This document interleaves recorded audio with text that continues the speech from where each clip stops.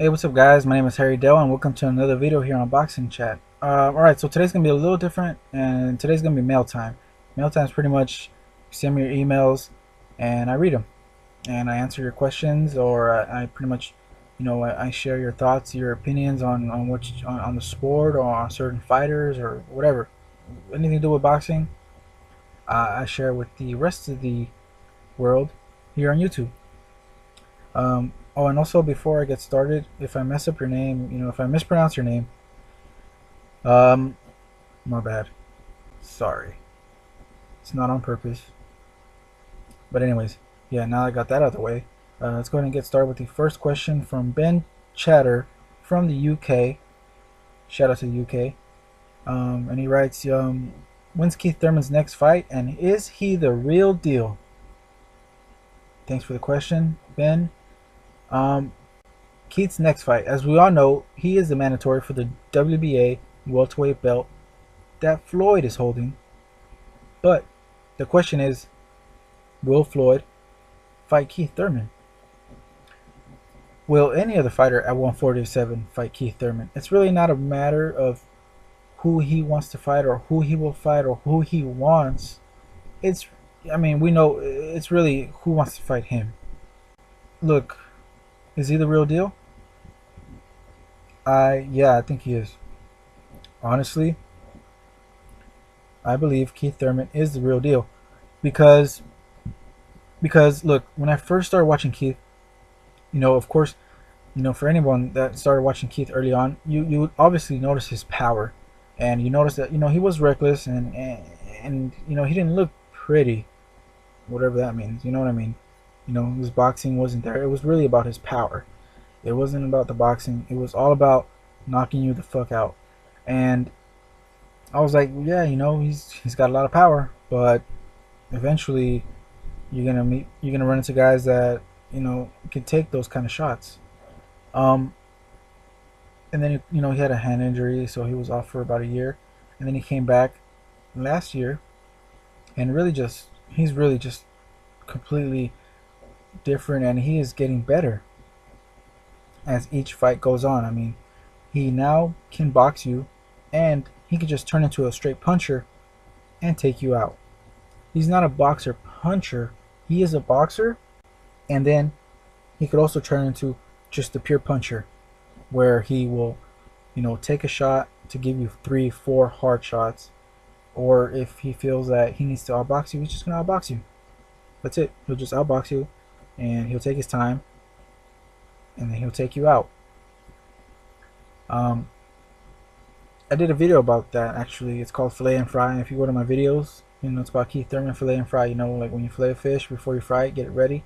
That's what Keith likes to do now. He'll box you. He'll prepare you nice, nice and easy, kind of soften you up, and then when it's time to turn it on and become a straight puncher to knock you out, he'll do that. And that is very dangerous. He is barely touching the beginnings of his prime years. The very beginning of his prime year he is heading into right now. At 25 years old, and with the talent that he has and the improvement that we've seen him go through, and how just getting better every fight. It's really a joy to watch, and he can go places, and I think he's the real deal. Ben also has another question that I'm going to read real quick, and it's pretty much his thoughts. It's actually his thoughts about the fight against that happened between Madonna and Mayweather, and he also has a few more questions that I will answer. He pretty much says, Floyd dished a masterclass against a rugged Marcos Madonna. Floyd landed the pure shots, and good on him because he is a true warrior and also plays by the rules. Marcos is a dirty fighter, and he let himself down, in my opinion. He was beat bad. I think Amir Khan can trouble Floyd, and as a Brit, I would love to see that fight next February, March, as obviously Amir can't fight in September due to fasting. Let's hope then. Let's hope that one time gets his shot in September. Um, and everybody has their opinion, really, especially in this recent fight between Maidana and Mayweather, of who was really the dirty fighter, who did the more dirty stuff, who landed the more power punches.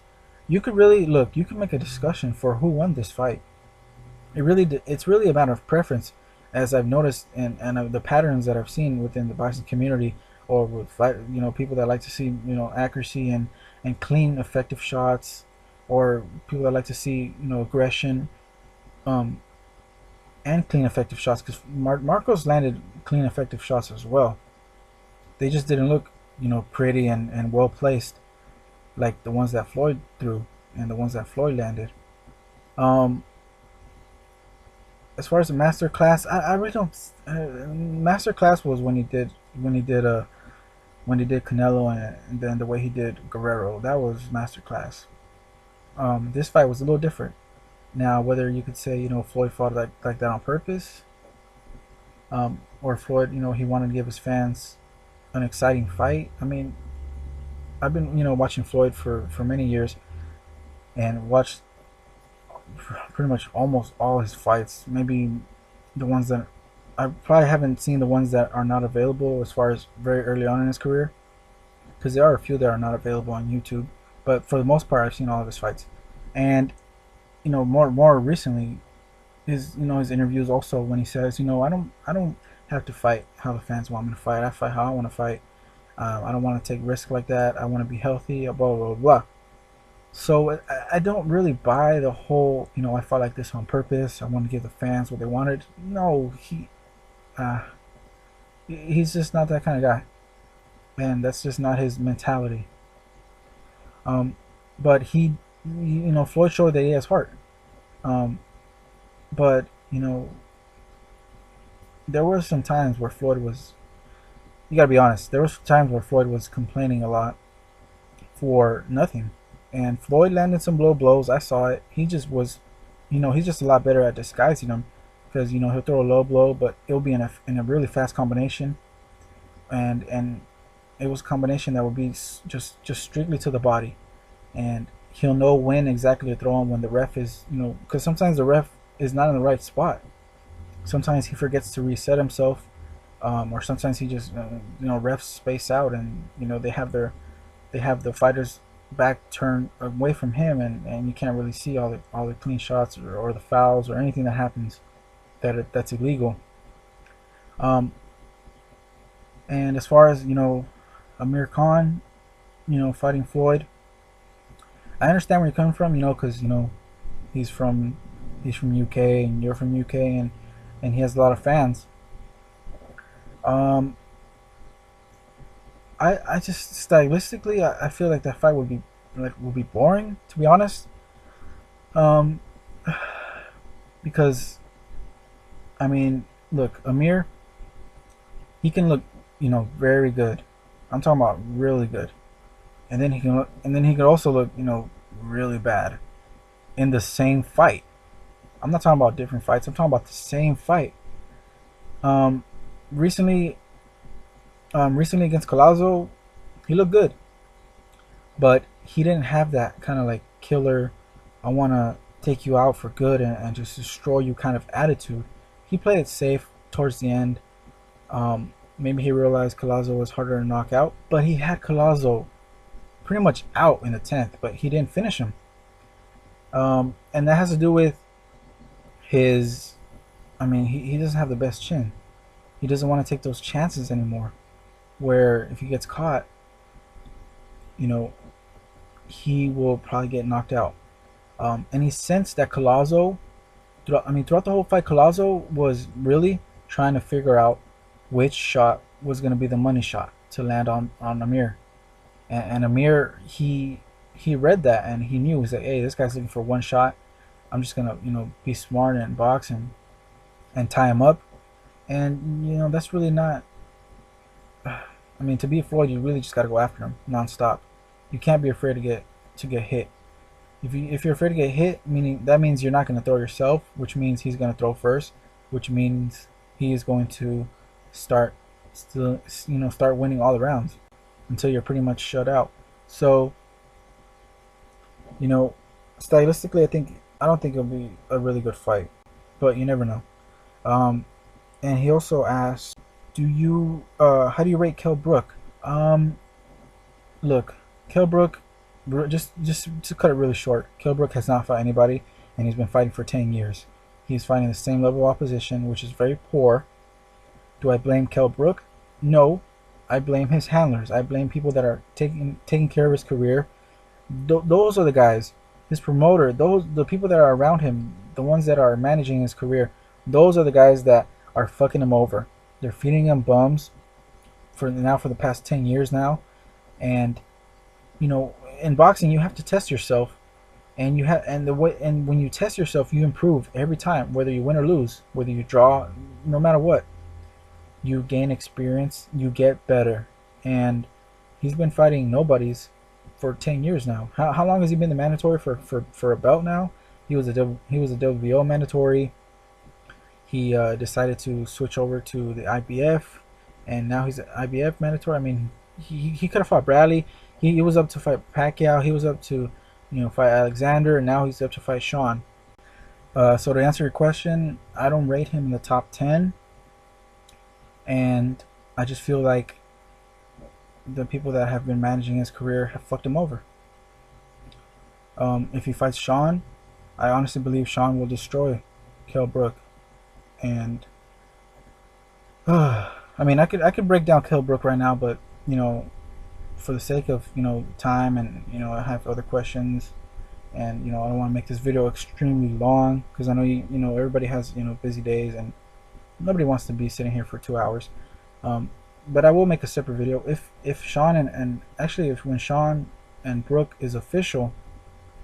I'm gonna have a breakdown of both fighters, and a full detailed I guess run through of both fighters. But yeah, I don't rate Kell Brook within the top 10 right now. But thank you for the question, Ben. And he also mentions that he just took up boxing, and he loves it. And look, I love boxing since I was a kid. My dad taught me my first 1-2 back when I was 7, 8 years old. The first fight that I watched was at my uncle's house. Everybody was there. Of course my dad was there, and I remember just sitting next to my dad, and he's just all excited. My uncles are excited. My older cousins are all happy. And that was when that fight was when Oscar fought Trinidad, and that was a huge fight back then. And I didn't understand what was going on too much. I just knew that we were gonna watch two guys punch each other. I was only 9 years old at the time. That was back in 1999. And it just, once I saw that, I was like, oh my god, I want to be a boxer, and I want to take up boxing. It's a great sport. So I'm glad you start taking it up, and I'm glad you are following the sport. But thanks again for sending me your email. And let's go ahead and go to the next one, and it's from Taiwan Snow from Chicago, and he writes, well, the first question he has is, at the end of their careers, who will go down as a better fighter, Floyd or Manny? Good question. Look, who has the slight edge right now? If they both retire right now, I give the slight edge to Pacquiao. The reason why is because he fought the tougher competition when he was, at the lighter divisions. Floyd had his best years in the lighter divisions as well. More so the 130-pound division. But even then, Floyd, he didn't fight the other two champions that were undefeated, that were real champions. And he didn't fight those guys. He didn't fight Casamayor or Freitas. I have a video on this if you want to check it out. It's called Floyd Mayweather Fighters He Never Fought, Part 1 and Part 2. Part 1 is at 130. Part 2 is when he moved up to 135, and the fighters he never fought, the other champions. Pacquiao, on the other hand, he went he had wars with Marquez. He had wars with Morales, Barrera, very good fighters. And to be honest, the welterweight division has not been the best for both fighters. I think they were at their best when they were at the lighter divisions, but welterweight is where all the money is at, and that's where you can make the big fights. Um, and that's the reason why Floyd moved up to welterweight, and the same reason goes for why Manny Pacquiao moved up to welterweight. Um, to be honest, I think Manny Pacquiao would have been, within the top five all-time greats if he would have just stayed at 135. If Pacquiao would have just stayed at 135, he would have. He would have had a hell of a career because he was at his best, I believe, at lightweight.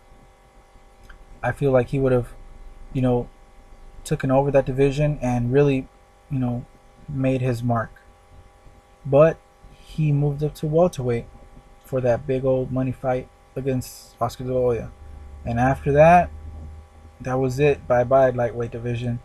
He went up for, he went against Haddon at 140, then back up to 47 against Cotto. Then you had, Claudy 47, and Margarito at super welterweight, and now he's still at welterweight. And I think that was a big mistake.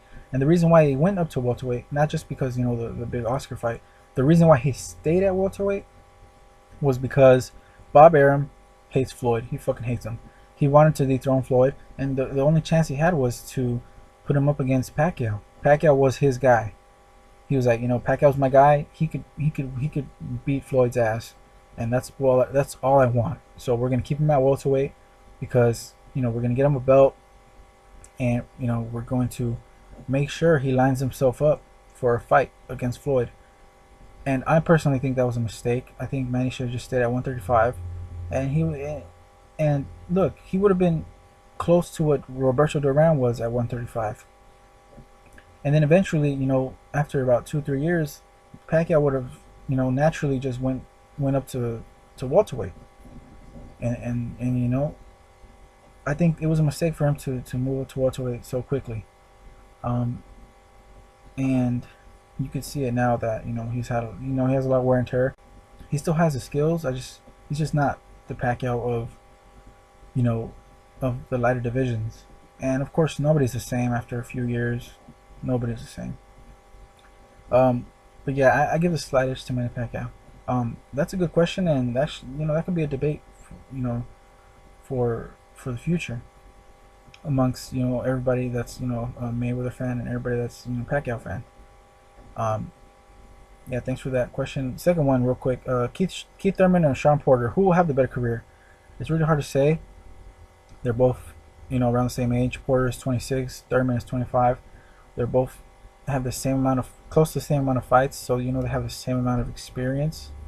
And don't get it wrong, like, oh, just because people can get confused, like, oh, this guy has 20 fights, he must have the same experience as this fighter, and why is this fighter not as good? Look, these guys have fought good competition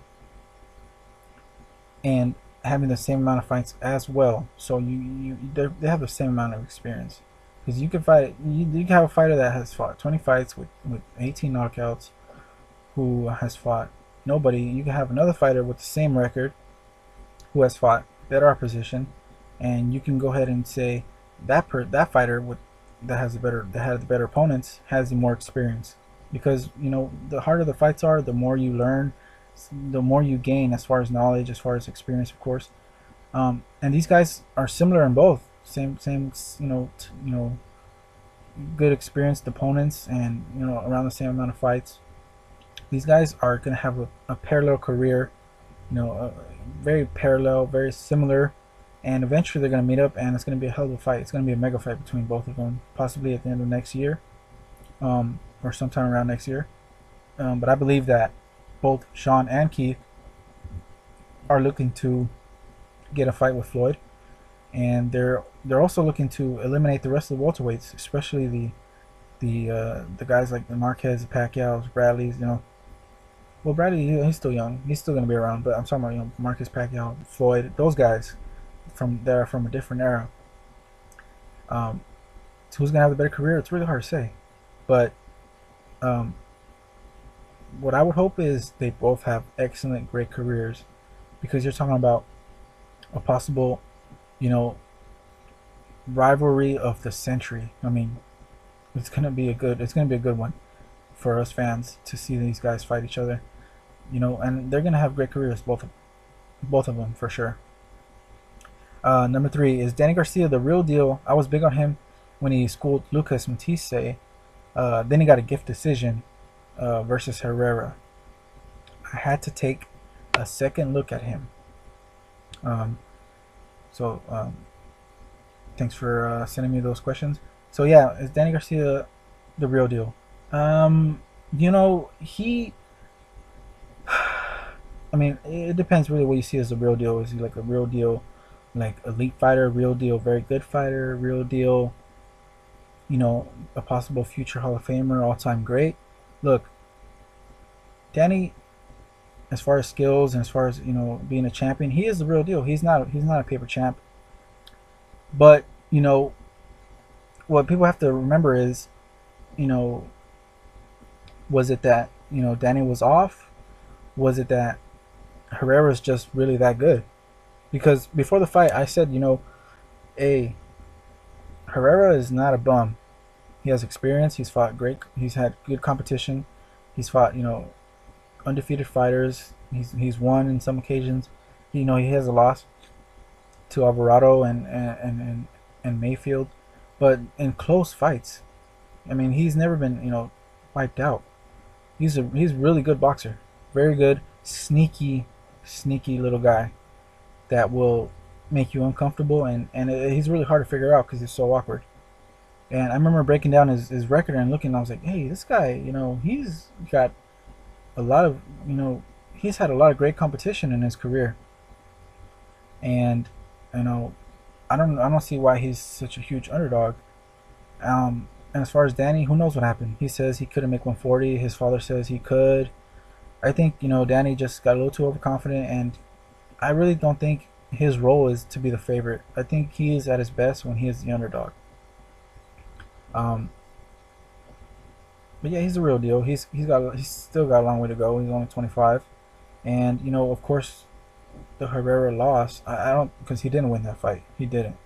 He needs to get that rematch. He needs to you know, he's got to get that revenge, you know, because he didn't win convincingly, and he knows it. His whole team knows it. Everybody knows it. But you know, Danny, he's still got a long way to go, and he's still learning. So thanks, Taiwan Snow from Chicago, for sending me the email. Let's move on to another one. All right, and this next one is by Tommy Fernandez, and he went ahead and dropped a comment under the video that I have of, should Manny Pacquiao replace Floyd as a new #1 pound-for-pound fighter right now?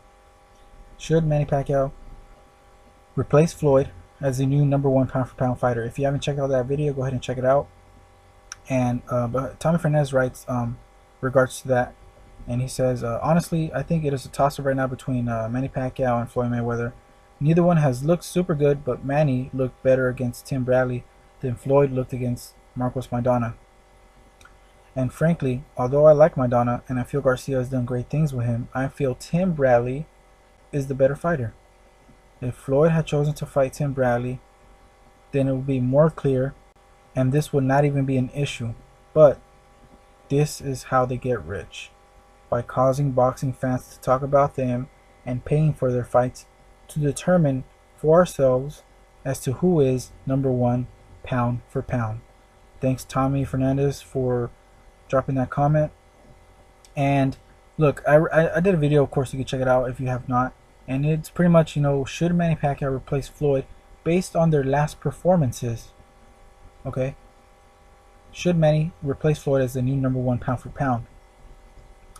And also, another fighter that I mentioned in that video was Bernard Hopkins. Why is he not even considered? He's not even in the top 10. If you want to consider on accomplishments throughout your career, I mean, would that be #1? Would that be you know, would that give you the right to be the new #1 pound for pound? Because Bernard, I mean, he's 49, he's still going.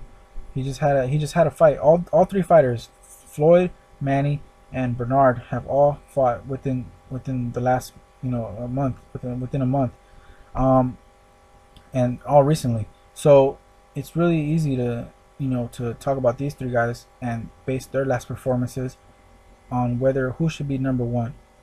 Um, and I think it's weird that Bernard Hopkins is not even in the top 10. Man, it's a shame. Um, but if you base it on the last performance, you could make an argument that Manny Pacquiao, you know, could right now be the new number one pound for pound until their next fights and see what happens then. But you could also make an argument that Bernard Hopkins could be the number one pound for pound fighter right now. You know, you got to think of it like this. If you want to base it on last performances, hey, Manny did beat Tim Bradley. Tim Bradley is top 3 welterweight in the world. And Maidana, to many that think that he's not even in the top 10. Me personally, I think Maidana is in the top 10, and he's a very underrated fighter. Um, who looked better? And Tommy feels that it is a toss up, and it kind of is. I mean, there's not really a Floyd is no doubt number one right now. Manny is no doubt number one right now. Bernard is no doubt the number one pound for pound fighter right now. It's a toss up. We're gonna have to see how what happens the rest of this year, and really determine when this year is over who is the new number one pound for pound, because everything changes really quick. Every fight is a different story. But thanks, Tommy, for dropping that comment.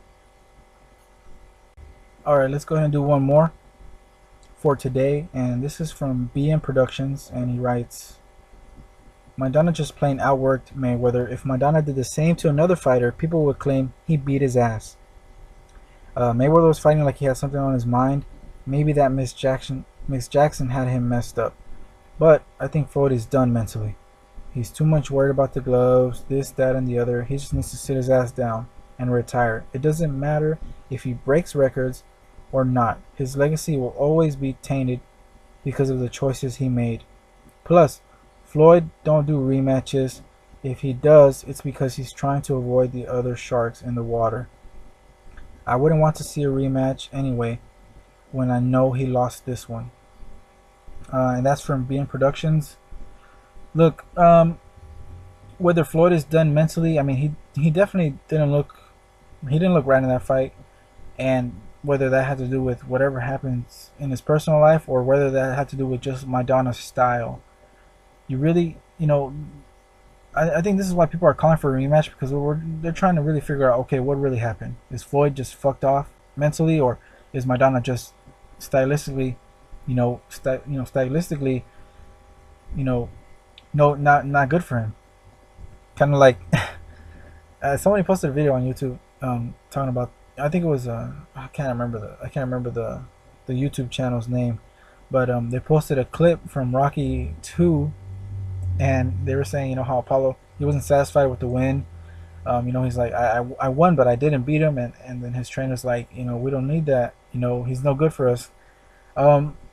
Look, if there's a rematch, it however it's going to turn out, if it turns out the same, if Maidana wins, if Floyd wins, look,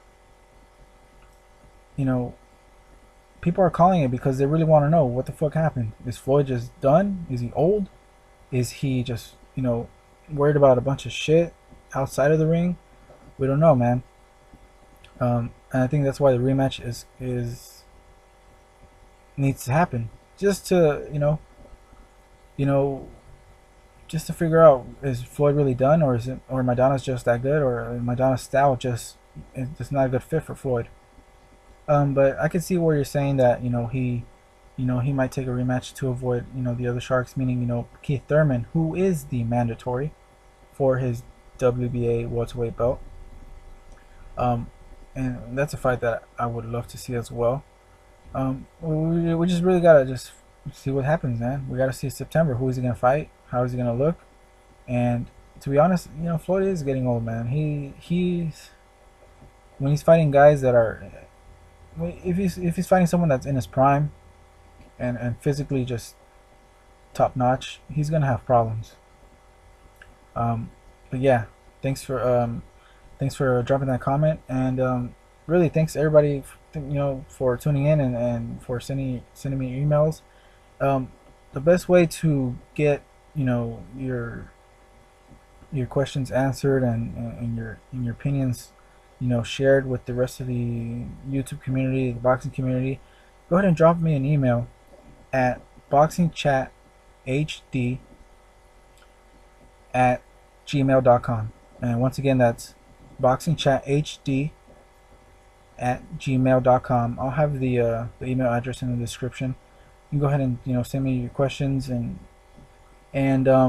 your opinions, your thoughts on anything that has to do with boxing.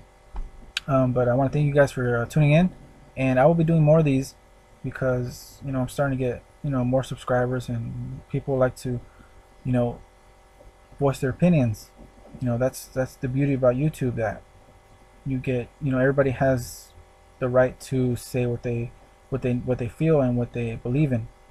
So go ahead and send me those emails, and I will be doing more of these mail time episodes. Thanks again for tuning in. Until next time, see you later.